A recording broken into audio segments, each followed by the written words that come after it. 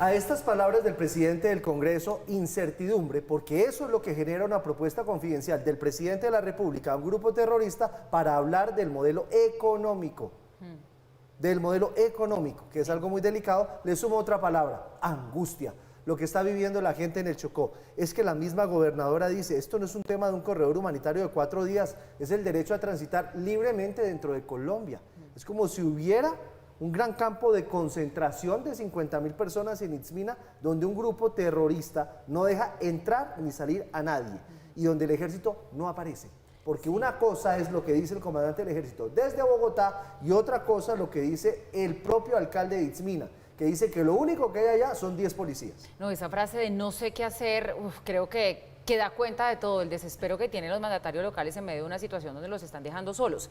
Pero mire que dice Iván Cepeda que aquí no hay ninguna propuesta o arreglo económico por debajo de la mesa, que eso no es cierto, pero el trino del presidente dice propuesta sobre reforma económica que se acordó con el ELN. Es importante que desde la presidencia también se salga a aclarar este punto porque no es claro y genera incertidumbre, Giovanni, y genera angustia. Y dice, por otro lado, era grave que le están apostando a la sensatez. Bueno, complicado que la sensatez sea la apuesta cuando del otro lado lo que tenemos pues es la respuesta armada y confinamientos y demás por parte de un grupo como este. El problema es que el ELN se considera un Estado dentro de un Estado. Ese es el tema. Claro. Porque cuando ellos llegaron a negociar a Caracas, lo dijo José Félix Laforí, Antonio García dijo, no, un momentico, usted no me va a poner condiciones. Esto es un Estado contra un Estado negociando con un Estado. Aquí estamos permitiendo que el ELN se sienta un Estado dentro del Estado colombiano. Ah, bueno, y ojo, el papel de Venezuela también lo dejan claro en esta rueda de prensa de hoy. Pero ¿cuál Venezuela? Indispensable por eso. Entonces si es muy complicado.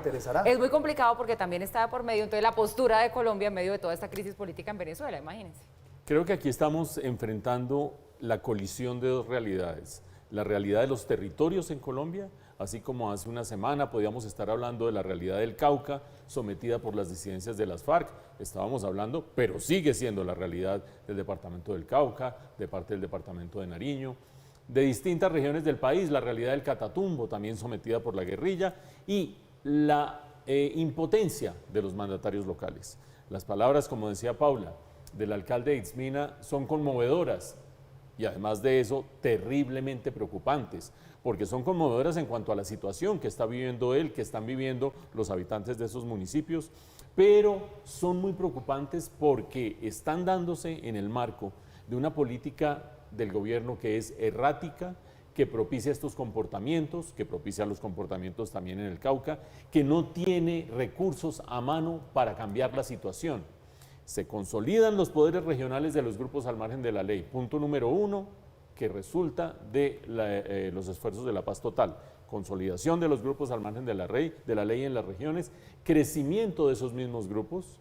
Donde hay más de un grupo hay confrontación. Vean ustedes que en el Chocó lo que existe en este momento es una confrontación por los negocios ilegales entre el ELN y el Clan del Golfo y una retracción desde hace mucho tiempo, desde hace 2 años, básicamente, de la fuerza pública, que se ha tratado de revertir en ciertos casos. Hemos oído una y otra vez al ministro de la Defensa en los últimos meses diciendo, y ahora vamos a volver a atacar a las disidencias de las FARC. También se habla de llevar más hombres aquí y allá, pero ese esfuerzo fragmentado, ese esfuerzo pequeñito en distintas zonas del país, no obsta para que quede claro que también la paz total ha significado retraer la fuerza pública y dejar a estos criminales andando hondos y lirondos.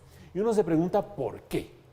¿Por qué en últimas? ¿Cuál es la intención del ELN? ¿Cuál es la intención del gobierno? El ELN ha dicho, nosotros en mayo acordamos algo y estamos exigiendo que se cumplan esos acuerdos y el gobierno está siendo incumplido en ese frente. 2 cosas fundamentalmente. Una, que no los consideren grupos criminales como consideran al Clan del Golfo, a las disidencias de las FARC, etcétera, etcétera.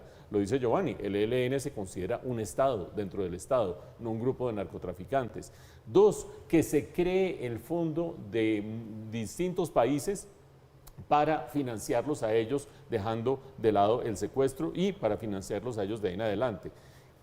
Mientras tanto, existe la posición del gobierno que es incomprensiblemente tolerante, porque el gobierno busca y no encuentra por ningún lado, y Oti Patiño dice que esto está en crisis, pero no se levantan de la mesa, pero sí que yo...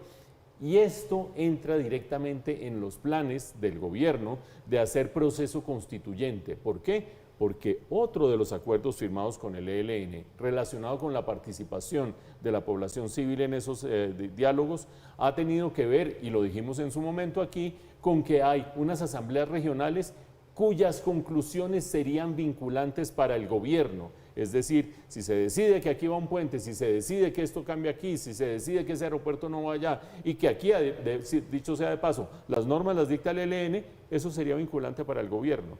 Eso es terriblemente peligroso. No solamente peligroso, sino que atenta con las instituciones. ¿Dónde queda la ley? ¿Dónde queda el Congreso? ¿Dónde queda la Constitución? Etcétera, etcétera. El gobierno está en esa sin salida. Encontró en algún momento la posibilidad de que los grupos al margen de la ley sirvieran para fomentar su proceso de una constituyente, pero se ha encontrado con unos grupos que no solamente no le caminan del todo a lo que busca el gobierno, sino que están ejerciendo soberanía regional, mientras la fuerza pública y el gobierno dan palos de ciego frente a esta situación.